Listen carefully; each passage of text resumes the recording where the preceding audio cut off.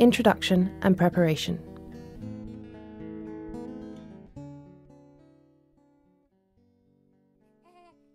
This film will show you how to resuscitate a newborn baby. It is based on the Resuscitation Council UK's guidelines and will focus on the following essential manoeuvres: keeping the baby warm, assessing the baby, opening the airway and breathing, and chest compressions. Once learned, these skills will allow you to help save the lives of newborn babies. So why do some babies need resuscitation?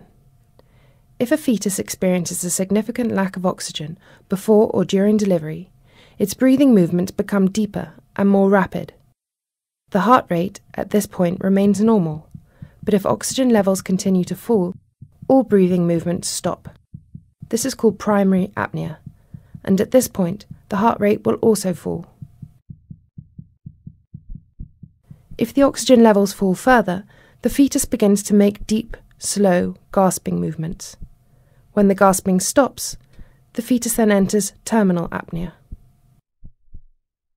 The heart rate will continue to drop, and if not delivered soon, the fetus will eventually die. If the fetus is delivered during primary or terminal apnea, the person attending the birth will need to help the baby breathe, and in some cases establish a normal heart rate. This is called neonatal resuscitation. Globally, about 1/4 of all neonatal deaths are caused by birth asphyxia.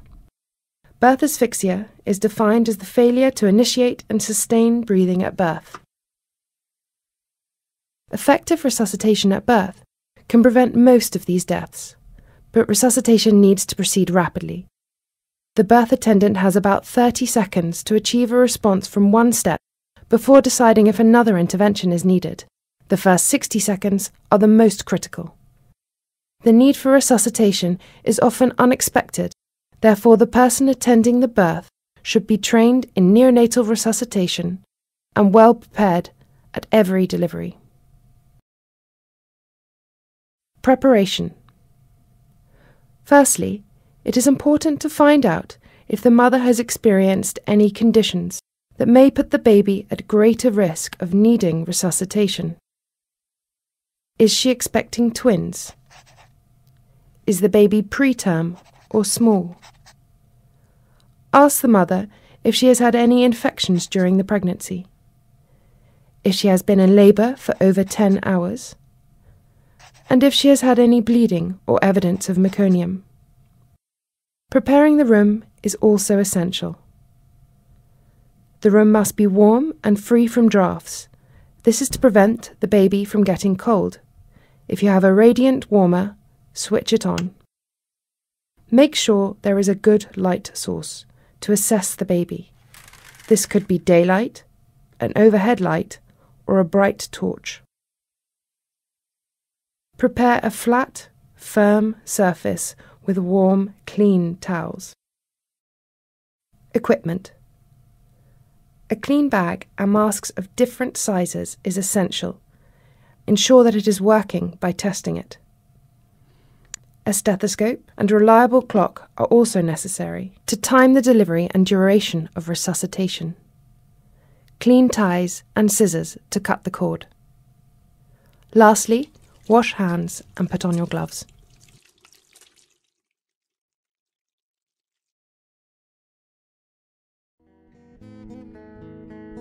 Keeping the baby warm and assessing the baby.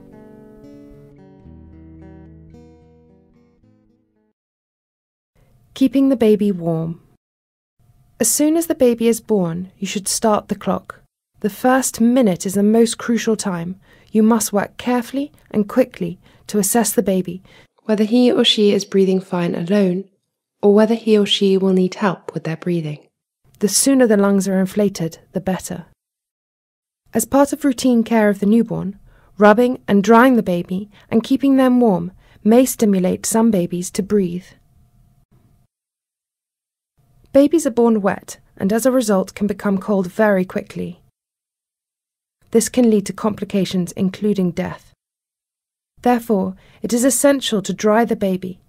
Discard the the wet towels and then wrap the baby in clean, dry, warm towels.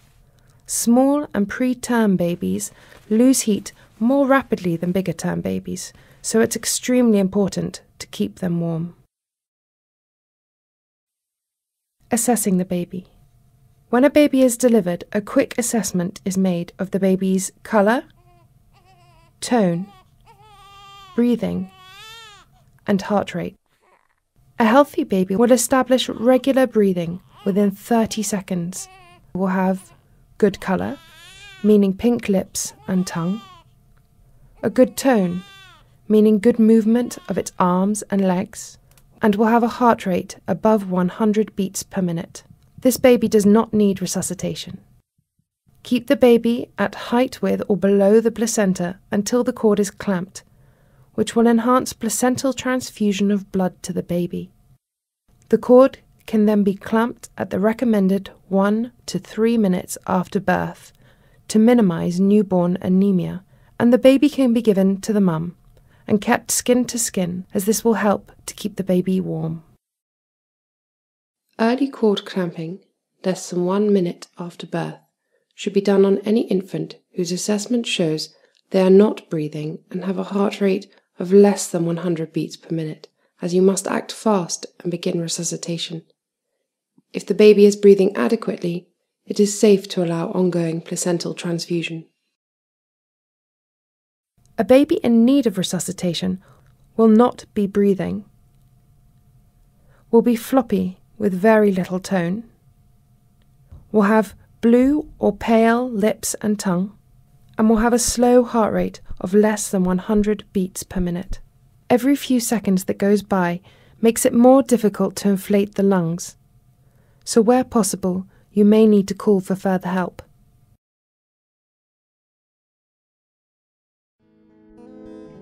Resuscitating the baby. Opening the airway and breathing. For any baby not breathing, you need to begin resuscitation by opening their airway. To open the airway, the baby's head must be placed in the neutral position by the head tilt, chin lift procedure. The baby should be lying on a flat surface on its back. The neck must not be flexed or extended, meaning that the baby's face is positioned parallel to the surface. You can place a folded towel 2 to 3 centimeters thick beneath the shoulders, and this should help to achieve the right position. The airway should now be open. If the baby does not breathe and heart rate remains below 100 beats per minute, you must give 5 inflation breaths. And remember, the lungs are only inflating if the chest is moving. To give inflation breaths, you need to maintain the neutral position by supporting the baby's head with your hands. Place the mask over the baby's mouth and nose. The mask must be the right size and form a good seal. It should not press on the baby's eyes or overhang the chin. The mask is held and compressed from the top, not near the edges, as this will ensure a good seal around the mouth and nose. Give 5 inflation breaths by slowly squeezing the bag. Each breath should be 2 to 3 seconds long, and you should see the baby's chest moving. Allow the bag to re-inflate after each breath. Counting out loud helps to keep an accurate rhythm. 1, 2, 3. 2, 2, 3. 3, 2, 3. 4, 2, 3. 5, 2, 3. After the inflation breaths, reassess the baby. Listen to the heart rate, which should increase, and look to see if the baby has started to breathe. Once the baby's lungs have been inflated, the heart rate should increase to over 100 beats per minute, and the baby should establish regular breathing. In most cases, putting the baby's head in the neutral position and giving 5 inflation breaths is all that is needed to open the airway and inflate the lungs. The baby will establish regular breathing without further help. Once the baby is successfully breathing, then return him or her to the mother to be kept skin to skin, as warmth is essential, and encourage her to breastfeed. Remember to monitor the baby's respirations regularly and keep them under observation for 6 hours. Opening the airway, jaw thrusts. If the heart rate does not increase and the chest does not move with inflation breaths, then you'll have to repeat the maneuver of creating the neutral position by the head tilt, chin lift to open the airway. Or move on to another maneuver, such as a single person or two-person jaw thrust, and repeat the inflation breaths. Single person jaw thrust. Position your fingers over the angle of the baby's jaw. Lift it forwards and hold it in place. Using the other hand, place the mask over the baby's mouth and nose and give 5 inflation breaths.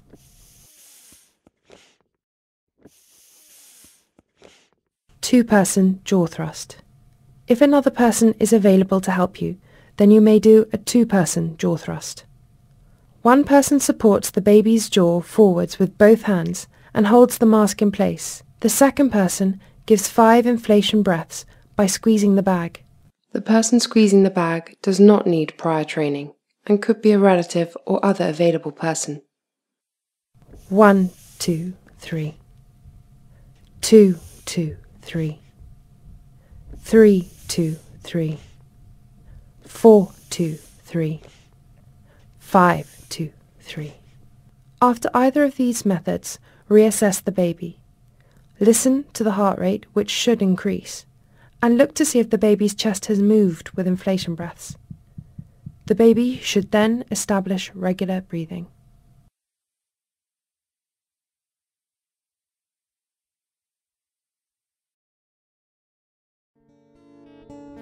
Keeping the baby breathing and what to do if meconium stained. Ventilation breaths. Once the lungs have been inflated, the baby may still need help to establish regular breathing. Ventilation breaths should be given if an infant has a heart rate that is above 60 beats per minute and rising, but is making inadequate respiratory effort of its own, meaning they're either not making any effort or their breathing is still irregular gasping rather than regular respiration. In this case, ventilation breaths are given using the bag and mask. Give ventilation breaths at a rate of around 30 per minute. Each breath should be 1 second long. 1, 2, 3, 4, 5, 6, 7, 8, 9, 10, 11, 12, 13, 14, 15. Reassess the baby every 30 seconds to 1 minute. Make sure the head remains in the neutral position. The heart rate remains above 100 beats per minute. And look to see if the baby is breathing. Continue to give ventilation breaths until the baby establishes regular breathing. Meconium. In most cases of meconium-stained liquor, the baby will not require resuscitation. However, if there is thick meconium present and the baby is not breathing, remove as much meconium as possible by suction under direct vision using a wide-bore tube before rapidly providing 5 inflation breaths. The baby should be dried and wrapped before aspirating meconium to avoid hypothermia. Routine suction is not necessary if meconium is present and the child is breathing adequately.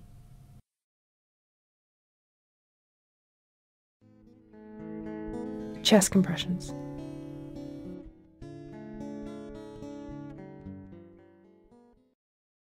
The need for chest compressions is rare. Chest compressions should be started on an infant who has no heart rate or has a low heart rate of less than 60 beats per minute and who has not responded to being resuscitated with a bag and mask. It is vital to check the chest is moving in response to ventilation before commencing chest compressions. There is no point in giving chest compressions if the baby's airway is not open and the lungs are not being inflated. You will need, if possible, a second person to help you. Call for help. Encircle the baby's chest with both hands. The fingers should support the spine and back while the thumbs are placed on the sternum, just below an imaginary line joining the nipples. The thumbs then depress the chest by 1/3 of the AP diameter quickly and firmly. 3 chest compressions are given to 1 breath. 1, 1, 2, 3. 2, 1, 2, 3. 3, 1, 2, 3. 4, 1, 2, 3. 5, 1, 2, 3. 6, 1, 2, 3. 7, 1, 2, 3. 8, 1, 2, 3. 9, 1, 2, 3. 10, 1, 2, 3. 11, 1, 2, 3. 12, 1, 2, 3. 13, 1, 2, 3. 14, 1, 2, 3. 15, 1, 2, 3. Chest compressions are continued until the baby's heart rate has increased. Usually the heart rate responds quickly. Check for a response every 30 seconds to 1 minute, and that the chest is inflating with each breath. Summary and when to stop resuscitation.